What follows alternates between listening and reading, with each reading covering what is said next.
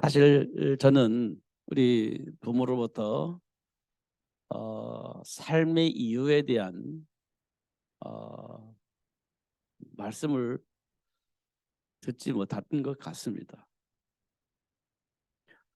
우리 형제들에게 그 말을 들었느냐라고 질문하면 그렇지 않은 것 같습니다. 그러면 삶의 이유에 대해서 누구에게 영향을 받느냐 물어보면 저는 그런 자리가 없었던 것 같습니다.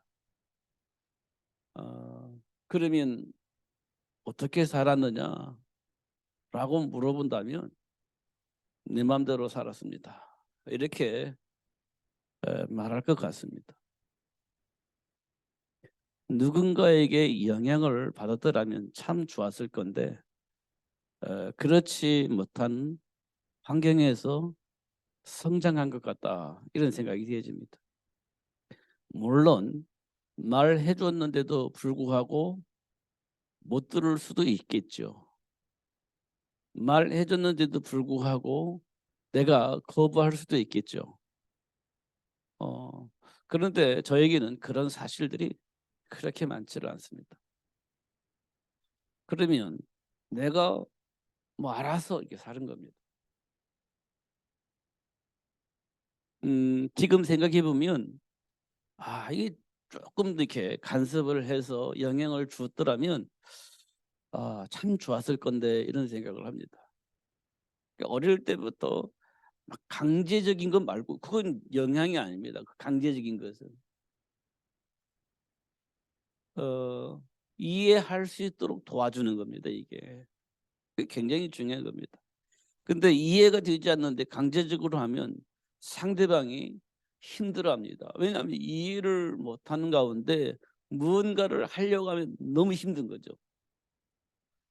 근데 거기에다가 강요를 하면 반항이 생길 겁니다. 반항을 하면 강요를 하면 반항이 생길 겁니다. 그러면요, 맞는 말을 해도 잘 안 될 겁니다. 특별히 청소년기 때, 우리는 뭐 청소년기를 사춘기라고 하잖아요. 사춘기 때는 더욱더 그렇게 나타날 것이다라고 봅니다.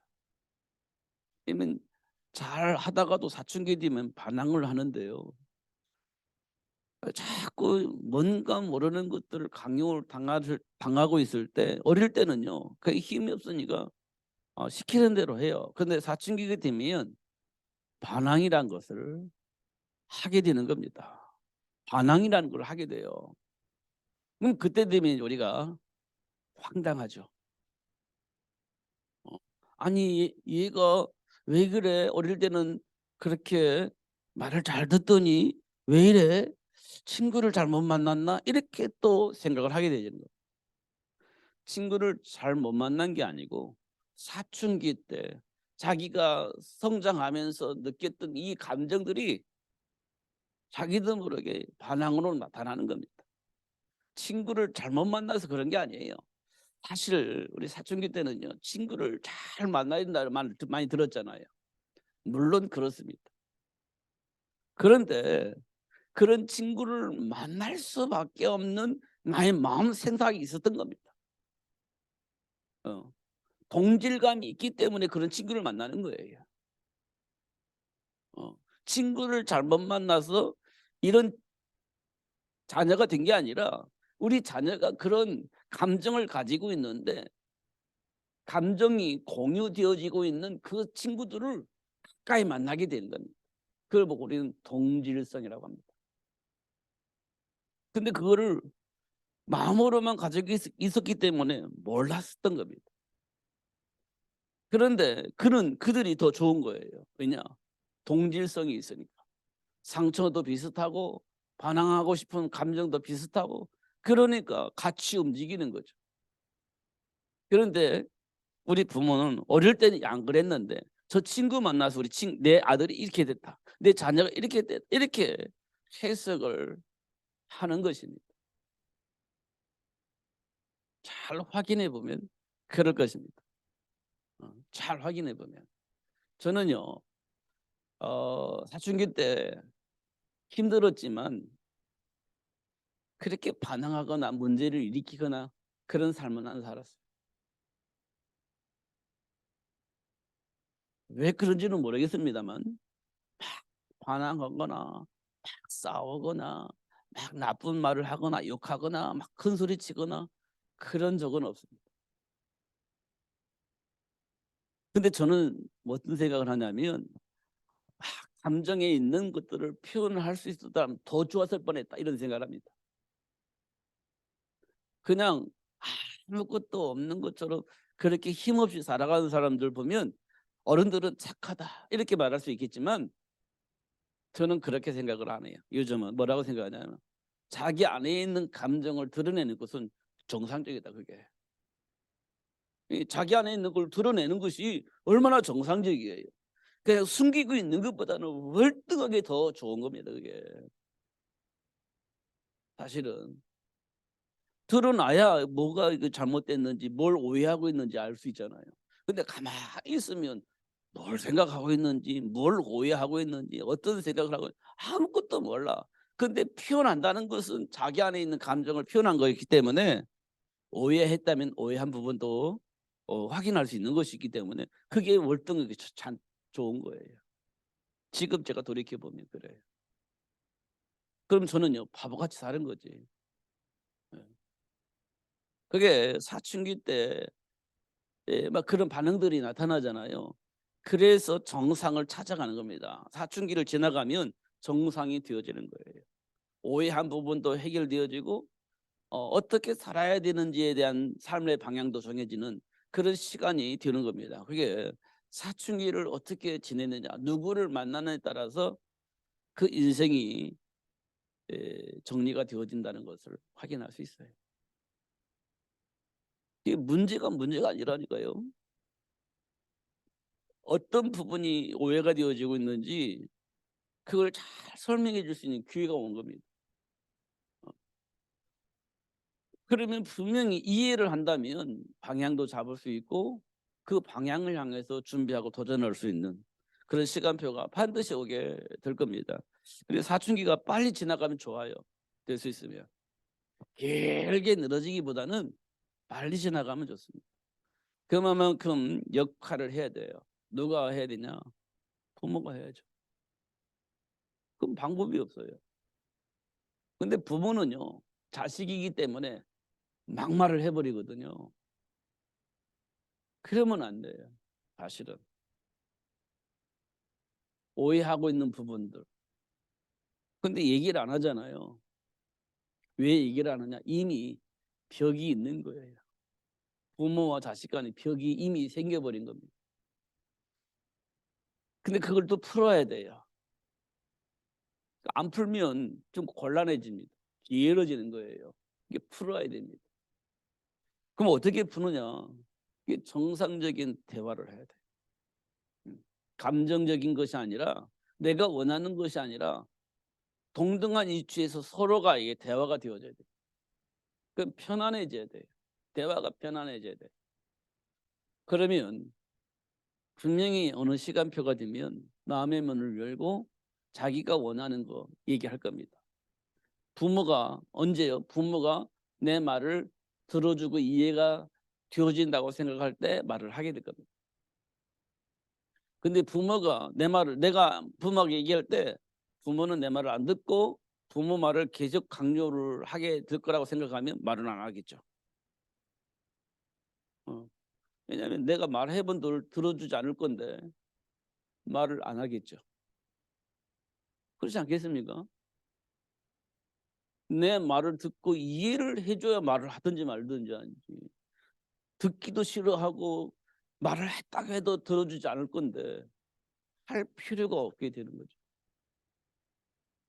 그렇지 않습니까? 그러니까 충분히 나를 이해하고 들어주고 같이 대화할 수 있다라면 얼마든지 대화를 하게 될 겁니다. 이제 그게 시작이 될 겁니다. 그럼 우리는 뭘 가지고 그렇게 할 수 있어야 되냐? 하나님의 배경을 가지고 그렇게 할 수 있습니다. 성경에 보니까 다윗이 골리앗을 이기고 난 다음에 골리앗을 이긴 다윗을 너무 좋아했어요, 백성들이. 왜냐하면 골리앗 때문에 우리가 위험할 뻔했는데, 우리나라가 망할 뻔했는데 다윗이라는 목동이 와서 골리앗을 죽이니 이스라엘 백성들이 얼마나 좋아했겠습니까? 와, 목동 다윗을 얼마나 좋아했겠습니까? 근데 그게 과했어요. 사실은 과한 건 아닌데 과한 것처럼 느껴집니다. 왜 과한 것처럼 느끼냐? 사울 왕보다 더 좋아한 거니까요. 이스라엘 나라를 통치하는 사울 왕보다도 다윗을 국민들이 더, 백성들이 더 좋아하는 거예요. 이게 이제 과하게 느껴지는 거죠. 그래도 그렇지 어떻게 목동 다윗을 사울 왕보다 더 좋아해? 사울 왕이요 화가 나는 겁니다. 다윗은 아무것도 안 했어요. 그냥 골리앗을 이긴 것뿐이에요. 그리고 나라를 지킨 것뿐입니다. 나머지는 백성들이 좋아한 것뿐이 있어요. 다윗은 좋아하라고 말한 것도 없어요. 그냥 다윗이 좋아한 거예요. 그런데 그 다윗을 사울 왕이 죽이려고 합니다. 다윗은 한 게 아무것도 없어요. 사울 왕을 향해서 말한 것도 없고 백성들을 향해서 말한 것도 없고 그냥 골리앗만 이긴 건데 백성들과 사울 왕이 문제가 일어난 겁니다. 백성과 사울 왕을 통해서 다윗이 죽음의 위기가 오게 되어지는 겁니다. 그럼 다윗이 얼마나 억울해? 나는 아무것도 한 거 없는데 그냥 다윗만 이긴 것뿐, 골리앗만 이긴 것뿐인데 왜 나에게 이런 일이 일어나지? 라고 얘기할 수 있는 상황이 벌어진 겁니다. 그잖아요. 나는 정말 이거 하는가 이거밖에 한 일이 없는데 주변에서 난리가 나가서 내가 위기에 빠진 거예요. 좀 이상하지 않아요? 그러니까 사울 왕이 다윗을 죽이려고 군인들을 풀잖아요. 이스라엘이요 어마어마한 큰 나라가 아니에요. 우리나라 지금 대한민국의 반절만한 나라도 아니에요. 반절보다도 적은 나라예요. 이스라엘은 우리나라 그 북한 빼고 우리 대한민국의 반절만도 작은 나라예요. 그게 이스라엘 나라입니다. 그 나라의 군인들을 풀어서 다윗을 죽이려고 그래요. 금방 잡혀 죽을 수밖에 없습니다. 땅덩이 작으니까.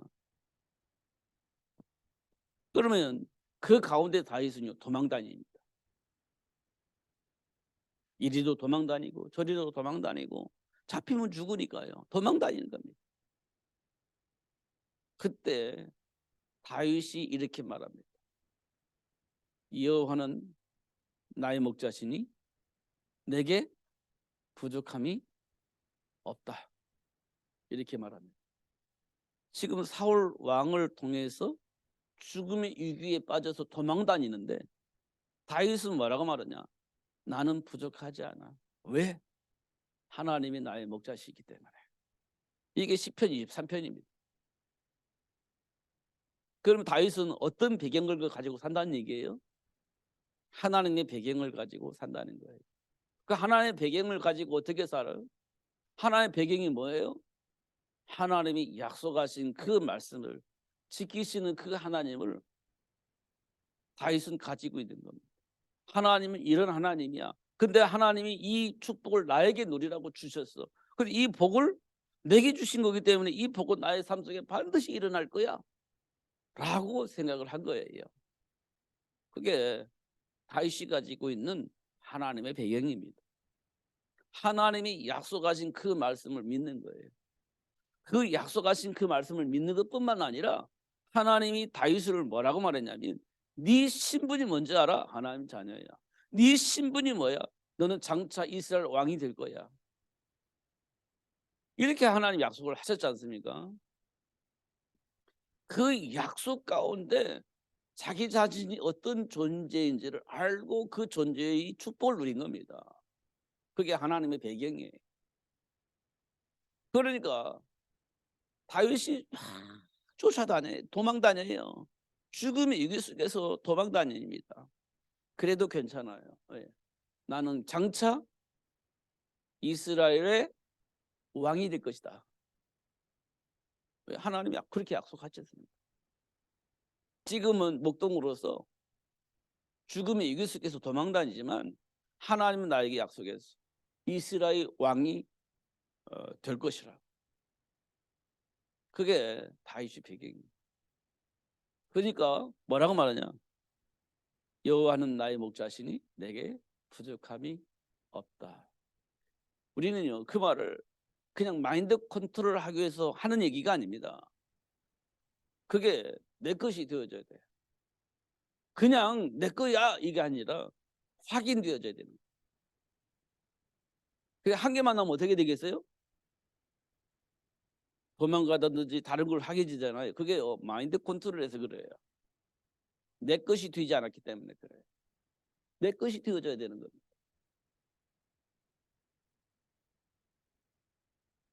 그런 다윗이 사울왕을 만납니다. 같은 장소에 있어요. 다윗은 숨어 있고 사울왕은 피곤해서 잠자려고 들어온 겁니다. 그게 어떤 굴에 들어온 거예요. 근데 그 안에 다윗이 숨겨져 있는 거예요.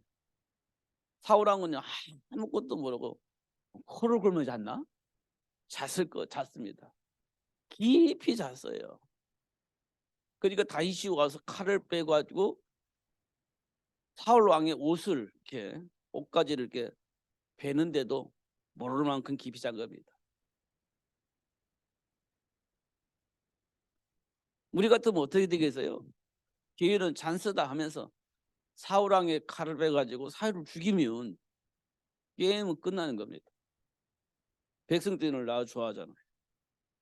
사울 왕은 나를 죽이려고 돌아다니는 걸 알잖아요. 그러면 사울 왕을 죽이면 게임 끝. 나는 이스라엘 왕 이렇게 되는 거예요. 그런데 다윗은 그렇게 하지 않았어요. 왜냐면요 하나님 나를 보장했잖아요. 보장한 것을 인위적으로 할 필요가 없는 겁니다. 하나님의 시간표 속에서 하나님이 하실 것인데 내가 인위적으로 할 필요는 없는 거죠. 그래서 하나님께 맡기셨어요. 사울왕을 하나님께 맡겼어요. 그러면서 사울왕에게 얘기를 합니다. 왕이여, 내가 언제 당신을 죽인다고 했습니까? 내가 언제 반란을 일으켜서 당신 자리를 빼앗겠다고 했습니까? 보세요. 당신이 와서 잠잘 때 내가 죽일 수도 있었지만 당신이 칼로 당신 옷까지만 베어가지고 나온 사람이에요. 어떻게 당신을 죽이고 내가 왕자리를 취한다고 생각합니까? 이렇게 얘기를 했습니다. 이게 사울왕이 자존심 상하잖아요. 그래, 내가 잘못 생각했구나. 그렇게 생각을 하다가 어느 날 또 화가 나니까 또 다윗을 죽이려고 하는 겁니다. 그런데 다윗은요 하나님께 맡겨요. 하나님께 맡깁니다. 다 알고 있어요. 보장되어 있는 겁니다. 그것 때문에 막 난리치고 그럴 필요가 없는 겁니다. 보장되어 있으니까요. 그게 하나님의 약속입니다. 다윗은 그걸 믿었던 거죠. 그래서 오늘 히브리서 11장 6절에 보면 믿음이 없이는 하나님을 기쁘시게 할 수 없다. 이렇게 기록하고 있는 겁니다. 우리는 뭐 때문에 화가 납니까? 무엇 때문에 나도 모르는 감정이 막 올라옵니까? 무엇 때문에 이간질 당해서 서로 분쟁을 하게 되어집니까? 잘 한번 확인해 보세요. 우리는 수없이 그런 일들이 있습니다. 저에게도 뭐 어느 날 나도 모르게 막 분노가 일어나고 그 분노로 못 이겨서 나도 모르게 상상하지 않는 말들을 내 입에서 막 하게 되어지고 그런 일들이 일어나게 되어집니다. 나도 모르게 막 그런 일들이 벌어집니다. 그것은 이미 내 안에 나도 모르게 뿌리 내려져 있는 여러 가지 것들이 나도 모르게 막 나오는 것들을 확인할 수 있죠. 그걸 내가 어디서 배웠을까요? 글쎄 모르겠습니다. 배운 적은 없는데 내 안에 뿌리 내려져 있는 것들은 확인을 했습니다. 여러 번. 근데 그 뿌리가 어디서부터 왔는지 몰랐는데 성경을 보니까 사단에 의해서 그런 것들이 뿌리 내려져 있고 결국 그런 것들이 내게서 나온다. 요한복음 8장 44절에 보니까 너희 아비에게서 나왔다. 그게 너희 아비 마귀에게서 나왔다. 요한복음 8장 44절에 그렇게 되어 있어요. 내게서 막 나오는 것들이 누구에게서 나왔냐? 마귀에게서부터 온 거다. 그게 그렇게 말하고 있습니다. 근데 그게 굉장히 합리적이에요. 그게 굉장히 논리적이에요. 그렇기 때문에 서로 싸우는 겁니다. 서로 분쟁을 하는 거예요. 네가 옳다, 내가 옳다 하면서 서로 분쟁을 하는 겁니다. 근데 그 일들이 어디서부터 시작되냐? 너희 아비 마귀에게서부터. 이렇게 성경은 말하고 있습니다. 그럼 이 세상에서 모든 사람들이 그렇게 다 살아야 되냐? 그렇습니다. 히브리서 11장에 히브리서 4장에 히브리서 2장에 보면 일생 동안 그렇게 살아야 된다라고 말하고 있습니다. 히브리서 2장에 보면 일생 동안 그렇게 살아야 된다. 우리 인생이 그렇다라고 얘기를 하고 있습니다. 에베소서 2장에 보면 그래서 우리를 향해서 뭐라고 말하냐? 본질상 진노의 자녀다. 이렇게 말하고 있습니다. 그래서 우리는 본질상 진노의 자녀다. 이렇게 말하고 있는 겁니다. 여러분 꼭 확인을 하셔야 돼요. 제가 지금 성경 본문을 3가지 얘기를 했습니다. 그럴 수밖에 없는 우리 인생의 배경입니다. 드러난 여러 가지 문제가 어디서부터 왔느냐? 요한복음 8장 44절입니다. 너희 아비에게서 나왔다. 지금 우리에게 막 나오는 그 모든 것들이 어디서 나왔냐? 마귀에게서 나왔다.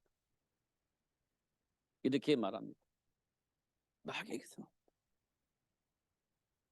그러면서 이런 삶을 평생 일생 동안 살아야 된다. 이렇게 말합니다. 일생 동안 그렇게 살아야 된다. 일생 동안 그런 삶 속에서 못 벗어난다. 이렇게 얘기합니다. 벗어날 수가 없다. 그렇게 사는 것이다. 이렇게. 그래서 본질상 진노의 자녀다. 이렇게 얘기를 하고 있습니다. 이걸 말하면서 사람들은 뭐라고 말하냐? 이런 삶을 살고 있는 우리를 향해서 사람들은 뭐라고 말하냐? 운명과 팔자라고 얘기를 하는 겁니다. 이건 타고났다는 거예요. 타고났다는 겁니다. 이런 삶의 시작이 뭐냐? 그걸 보고 우리는 창세기 3장 문제 이렇게 얘기를 하는 겁니다. 운명과 팔자 같은 삶을 살아야만 하는 그 이유가, 그 시작이 뭐냐? 창세기 3장 사건이다. 이 창세기 3장 이후에 모든 인간은 이렇게 반응을 하면서 살게 되어져 있다. 그걸 보고 사람들은 운명과 팔자라고 한다. 그럼 이걸 바꾸려고 사람들은 뭐 하겠습니까? 우상 숭배하죠. 우상 숭배하는 겁니다. 우상 숭배는 뭡니까? 점술도 있고, 그렇죠? 점술. 그 다음에 뭐가 있습니까? 우상 숭배 점술도 있고, 뭐 굿도 있고, 고사도 있고, 뭐 제사도 있고, 기타 등등, 기타 등등 어떤 신에게 비는 겁니다. 알 수 없는 어떤 신에게 비는 거예요.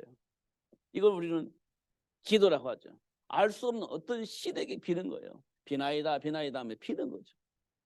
그걸 우리는 기도라고 합니다. 이러고 하는 거예요. 왜냐하면 우명과 팔자 같은 삶 속에서 벗어나려고 하는 겁니다.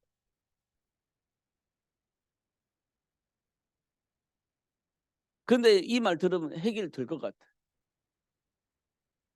뭐 모르니까 뭐 밑도 끝도 없으니까 그렇게 하면 된다고 하니까 예 알았습니다고 하는 거죠.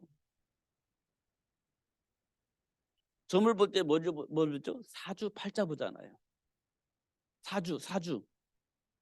사주가 뭐죠? 생년월시예요.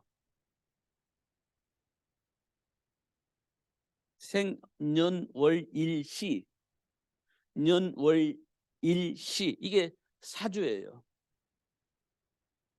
너 언제 태어났어? 이거잖아요. 그럼 몇 년, 몇 월, 며칠, 몇 시에 태어났어? 그래 가지고 보잖아요. 너는 그렇게 태어났구나. 그럼 너는 이런 일이 벌어질 수밖에 없어. 그러니까 이런 일을 어떻게 하면 해결할 수 있어? 이거 해야 돼. 라고 얘기를 하는 겁니다. 여러분 태어나고 싶어서 태어났나요? 제가 양력으로는 10월 달에 태어났어요. 음력으로는 9월 달에 태어났습니다. 그때 되면 추수 때예요. 추수. 시골에 추수 많이 하잖아요. 근데 제 태어난 시간이 한 저녁 한 8시나 뭐 그 정도에 태어났대요. 모르지 뭐. 말로는 그렇다고 하니까. 그러니까 뭐라고 하면 야 굶어 죽지는 않겠구나. 이렇게 얘기를 하는 거예요. 왜? 그날 태어났으니까. 그때 그렇게 태어났으니까. 굶어 죽지는 않겠구나. 말 들어보니까 맞잖아요. 추수할 때 태어났으니까. 굶어 죽지는 않겠고. 이렇게 설명하는 거예요. 무슨 그게 맞는 말입니까? 근데 사람들은 그걸 맞는 걸로 생각하는 거예요. 위로가 되잖아요. 그게 사주입니다. 사주. 사주. 그리고 제가요. 쥐띠잖아요. 그러니까 곡식이 많아. 그러니까 굶어 죽지 않겠구나. 이런 말들을 하는 거예요. 이게 사주입니다. 사주. 이게 어디서 왔느냐? 창세기 3장부터 시작돼서 지금 여기까지 온 거예요. 창세기 3장에서부터 시작 여기까지 온 겁니다. 근데 이 배경이 어디서 왔느냐? 마귀에게서 왔다. 이 배경이 마귀에서 온 거예요.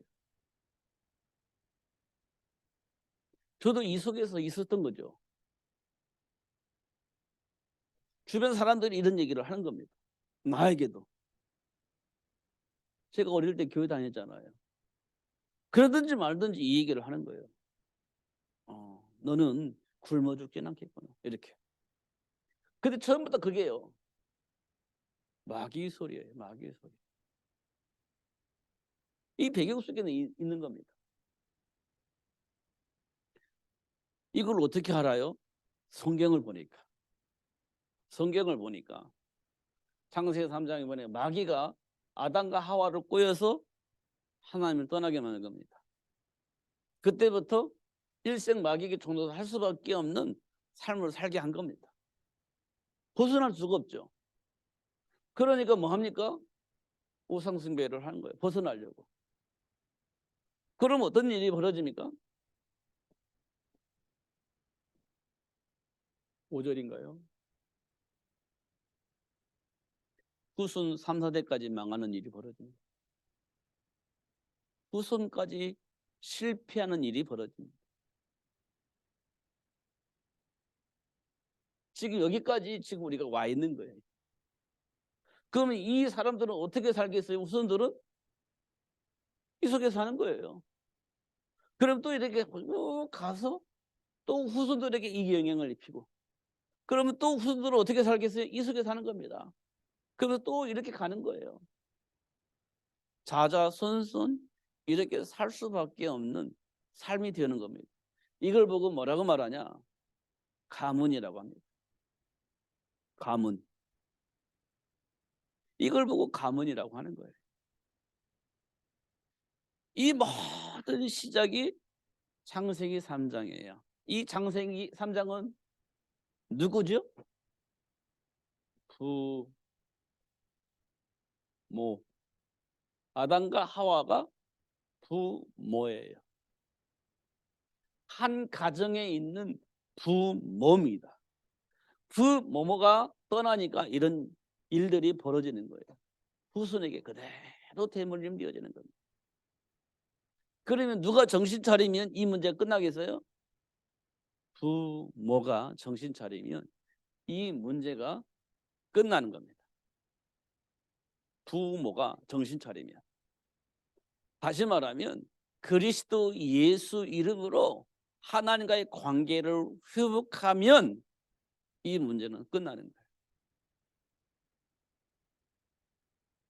그렇죠? 하나님을 떠나면서부터 이런 가문이 되어졌다고 한다면 그 누군가가 모르지만 이 그리스도 안에 있는 생명의 복음을 가지고 가정을 꾸리고 그 가정을 통해서 그리스도 안에 있는 생명의 복음을 전할 수 있는 후손을 만들어낸다면 그 가문은 저주의 가문이 아니라 세계를 살릴 수 있는 축복의 가문으로 바뀌어지게 되는 겁니다. 누가 하느냐? 부모가 하는 거예요. 그게 부모의 역할입니다. 고집 피우는 게 아니에요. 부모의 역할이에요. 이 말은 뭐냐면 하나님의 배경 속에서 사는 거예요. 하나님의 배경을 가지고 생각하고 하나님의 배경 속에서 주변의 축복을 누리는 겁니다. 생각하고 이 누리면요. 뭐가 환경을 어떻게 만드냐면 평안하게 만들어요. 하나님의 배경 속에 있는데 뭐 불평할 일이 없잖아요. 하나님의 배경 속에 있는데 싸울 일이 없잖아요. 그래서 뭐예요? 평안해지는 겁니다. 평안해지는 거예요. 여기에서 뭐가 생겨요? 분별력이 생기는 겁니다. 이걸 보고 우리는 지혜라고 얘기를 해요. 지혜. 이게 나오는 거죠. 이거는 고집이 아니에요. 모든 사람을 행복하게 만들 수 있는 길을 찾는 거예요. 그리스도밖에 없는 거예요. 그래서. 근데 뭔가 불편이 있다. 뭐 불편한 거 뭔가 확인해보고 그 불편한 부분을 제거해 주는 거예요. 그걸 보고 지혜롭다라고 얘기를 하는 거예요. 그렇잖아요. 불편하잖아요. 그 뭐가 불편한지를 확인하고 그 불편한 부분을 제거해 주는 그게 지혜로운 거예요. 그렇지 않습니까? 근데 이 축복이 어디서 나오냐? 사단의 일을 멸하신 그리스도 이름으로 나오는 겁니다.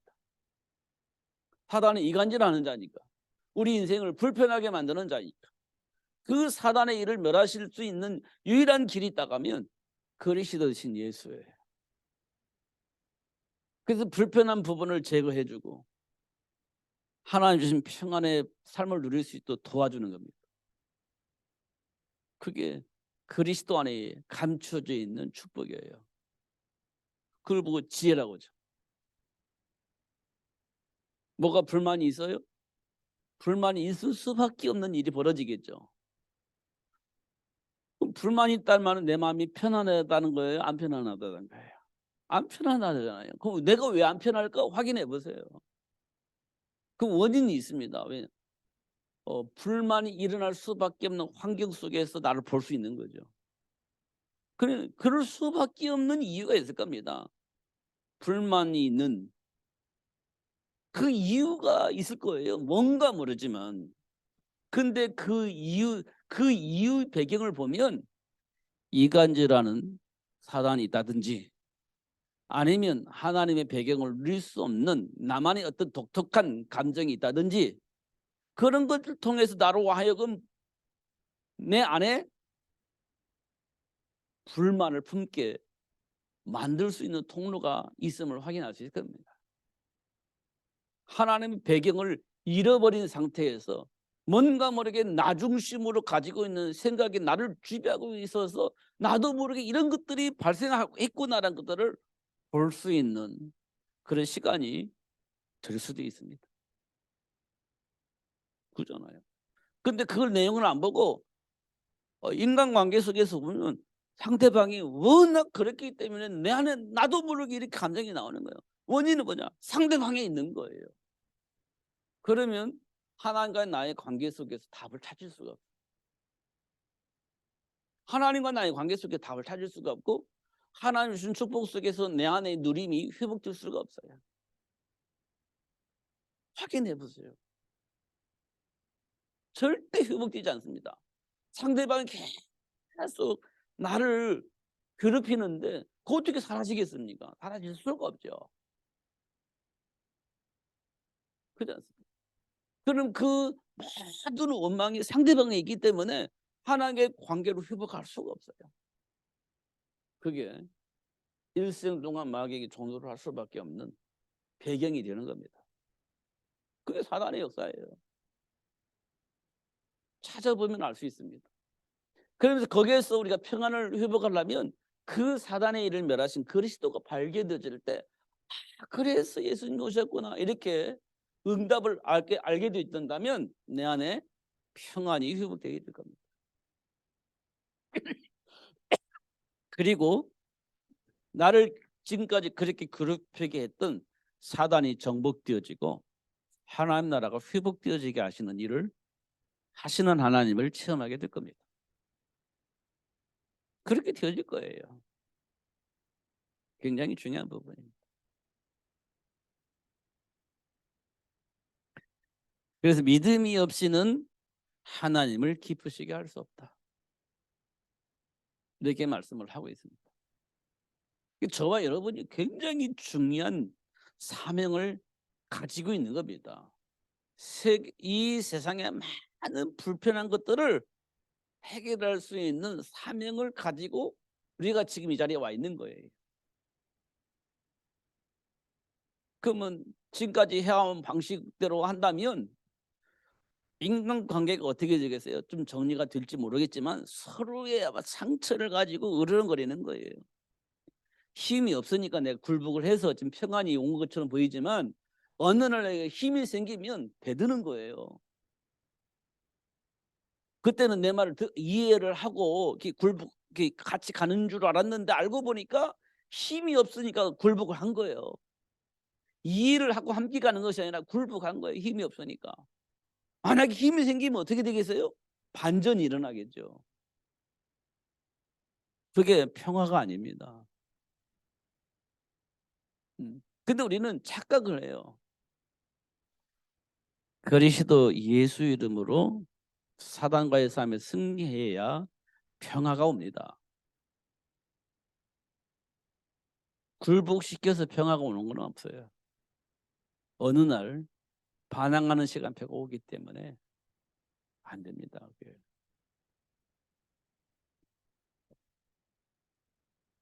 그래서 우리는요. 정확하게 말하면 삶의 이유를 알아야 돼요. 하나님이 준 축복 속에서 삶의 이유를 알아야 돼요. 처음에 하나님께서 우리를 창조하실 때 26절을 하나님이 얘기를 해요. 야, 우리가 사람을 만들자. 계획을 하는 겁니다. 우리 형상대로 사람을 만들자. 그리고 뭐라고 하면인가? 우리가 하고자 하는 그 일을 사람에게 맡기자. 우리가 하고자 하는 그 일을 사람에게 맡기자. 이렇게 계획을 해요. 그리고 나서 하나님이 형상대로 창조하시고 28절에는 정복하고 다스릴 수 있는 권세를 주어요. 이렇게 복을 주신 이유는 하나님이 원하는 이 일 때문에 그 이 일을 위해서 하나님이 신분과 권세를 주신 거예요. 하나님이 우리 인간을 창조하신 이유이고 우리가 이 땅에 살면서 해야 할 것이 뭐냐? 사단의 모든 일을 정복하고 다스리는 거예요. 그게 하나님이 우리에게 주어진 삶의 축복입니다. 이유입니다. 이유. 그러니까 모르니까요. 모를 때는 어떻게 하냐? 봐봐. 이 세상이 이렇지? 내가 이 문제 다 해결될 거야 하고 보여줍니다. 그게 지난주에 축복의 삶입니다. 모르니까 보여줘야 되잖아요. 그래서 축복이 무엇인지 보여줍니다. 그게 출애굽하기 전에 10가지 재앙이에요. 출애굽을 한 다음에 홍해바다 사건이에요. 전부 다 하나님이 우리에게 보여줍니다. 믿음이 없으니까 보여주는 거예요. 광야에서 물이 없을 때 물을 내줍니다. 먹을 것이 없을 때 만나 메추라고 보내줍니다. 전부 다 하나님과 함께하는 자에게 주신 축복이 무엇인지 다 보여주는 겁니다. 그게 축복의 삶입니다. 근데 이번 주에는 삶의 축복이잖아요. 제가 물어봤어요. 축복의 삶과 삶의 축복이 뭐예요? 똑같은 거 아니세요? 그렇게 물어보더라고요. 대학생 포럼 할 때. 똑같잖아요. 그 말이 그 말인 것 같은데. 그래서 제가 설명했어요. 홍해바다 어떻게 건너갔지? 하나님을 갈려놓고 건너갔지. 그게 축복의 삶이야. 요단강 어떻게 건너갔지? 믿음으로 들어가니까 갈라졌어요. 그게 삶의 축복이야. 우리는 믿음으로 가야 돼. 그러면 갈라지는 거야. 갈라지고 가는 것은요, 그거는 믿음이 없으니까 축복이 이런 거라고 보여주고 가라고 하는 거고요. 우리 믿는 자는요, 그 믿음 가지고 가면 갈라지게 돼 있는 겁니다. 그게 삶의 축복이에요. 그렇게 설명을 했는데 이해를 잘 못하는 것 같아요. 그러면서 누구를 또 이렇게 예를 들었느냐? 요셉이 노예 생활을 하고 있어. 근데 믿음 속에 있는 요셉은요, 노예 생활 속에서 형통한 복을 누린다. 언약 안에 있으니까 형통하게 되어진다. 이 말은 축복을 주고 그 복을 누리라는 게 아니라 하나님 언약 속에 들어가니까 하나님께서 약속한 대로 축복을 주시더라. 그게 삶의 축복입니다. 우리는 주시면 하고 안 주시면 안 하고 이러잖아요. 근데 하나님은 뭘 원하느냐? 믿음을 가지고 들어가는 걸 원하는 거예요. 우리가 믿음이 약할 때는요, 주잖아요. 어릴 때 아이들이 말 안 듣면 어떻게 하죠? 사탕을 줍니다. 사탕을 주면 맛있어. 맛있게 먹는 거예요. 그럼 그때 이거 해볼래? 알았어. 해. 이렇게 되는 거예요. 일단 맛있는 거 얻어 먹었으니까 이게 이제 해주는 거예요. 그게 축복의 삶입니다. 그런데 그거 가지고 부모를 효도할 수는 없어요. 근데 부모가 뭘 기뻐하냐? 알아서 다 부모를 위해서 생각하고 행동을 옮기는 거예요. 그러면요, 부모가 너무 좋아하지 않겠어요? 사탕 주니까 하고 그것도 고마운 일이지, 어릴 때니까. 그런데요, 성장하고 나서도 사탕 주니까 해주고 사탕 안 주니까 안 해주고 좀 곤란해집니다. 그것은 어른이 돼가지고 부모를 생각할 때 스스로 알아서 부모를 공경하고 효도하는 겁니다. 그게 부모 마음을 얼마나 행복하게 만들겠어요. 그렇지 않습니까? 그게 삶의 축복입니다. 그럼 부모를 공경하면 어떻게 해요? 복을 받는다 이 사람들이 말하지 않습니까? 그게 삶의 축복이에요. 그 축복을 누릴 수 있도록 하려면 답을 가지고 있는 부모가 중요해요. 답을 가지고 있는 부모. 충분히 도울 수 있는 힘을 가지고 있는 부모. 그 힘은 하나님의 배경을 말하는 겁니다. 그럼 충분히 도울 수 있어. 왜? 창조주 하나님이 역사하시면 모든 걸 할 수 있잖아요. 그래서 사도 바울의 빌립보 4장 13절에 보면 내게 능력 주시는 자 안에서 내가 모든 것을 할 수 있다고 얘기하지 않습니까? 그게 힘이에요. 그 힘을 가지고 자녀들을 도울 수 있어요. 그럼 자녀들은 그 복을 받아서 또 하나님 주신 복을 누리면서 또 자녀들에게 그 복을 전달해 줄 수 있어요. 그렇게 해가지고 천대까지 복을 받게 하도록 하시겠다는 것이 하나님의 소원입니다. 그렇게 해서 천대까지 복을 받을 수 있도록 하시겠다고 한 겁니다. 믿음이 없이는 그게 가능하지 않죠. 그래서 믿음이 없이는 하나님을 기쁘시게 할 수 없다. 그러면서 그 설명하기 위해서 1절부터 얘기를 하는 거예요. 믿음은 바라는 것들이 실상이요 보이지 못하는 것들이 증거니 선진들이 이로써 증거를 얻었느니라. 이렇게 얘기를 합니다. 그러면서 증인들을 쭉 설명해요. 그러면서 믿음이 없이는 하나님을 기쁘시게 할 수 없다. 이렇게 말씀을 하고 있습니다. 다시 한번 옳고 그름을 따지기 이전에 하나님과의 나의 관계 속에, 하나님과의 나와 관계 속에서 지금 나의 상태를 한 번쯤은 점검해 볼 필요가 있다. 하나님과의 나의 관계 속에서 환경 보지 마시고 또 주변에 있는 사람들 보지 마시고 하나님과의 나의 관계 속에서 지금 내 안에 있는 속 사람을 한번 드러내 붙이라는 거예요. 어떤 부분이 아직 걸려져 있는지, 어떤 부분이 아직 준비가 안 되어져 있는지 한번 내 속 사람을 점검해 보라는 거예요. 하나님과의 관계 속에서. 그러면 첫 번째 하나님께 감사하고, 두 번째 기도 제목이 나올 겁니다. 내 속사람과 싸워야 할 그 이유가 발견된다면 그것과 싸워야 할 기도 제목이 나올 겁니다. 그 나오게 되죠. 그 다음에 세 번째 일어나는 것이 마음에 행복이 오게 될 겁니다. 마음이 행복해질 겁니다. 첫 번째 감사라겠죠. 그 다음에 기도 제목이 나오죠. 기도할 때 막 어떤 내 마음에 평안이 회복될 겁니다. 한번 해보세요. 정말일 겁니다. 그러면 자녀들에게 평안한데 악한 말을 못해요. 하고 싶어도 안 되는 겁니다. 그러면 가정에 평안이 회복되죠. 하나님이 소원이에요. 주신 축복입니다.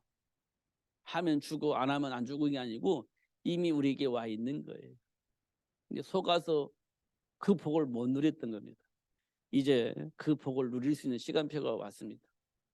그리스도 이름으로 누리시면서 승리하시는 여러분 되시기를 예수님 이름으로 축복합니다. 기도하겠습니다. 하나님 아버지 감사합니다. 최고의 복을 주셔서 감사하고 알게 해주셔서 감사합니다. 놓치지 않고 누리며 살 수 있도록 성령으로 충만하게 하여 주옵소서. 악한 사단은 예수 이름으로 결박시켜 주시고 더 이상 영향을 입힐 수 없도록 꽁꽁 묶어 주시고 그리스도 안에 있는 지혜와 지식이 모든 부활을 발견하여 누릴 수 있도록 성령으로 역사하여 주옵소서. 예수 그리스도 이름으로 기도하옵나이다. 아멘.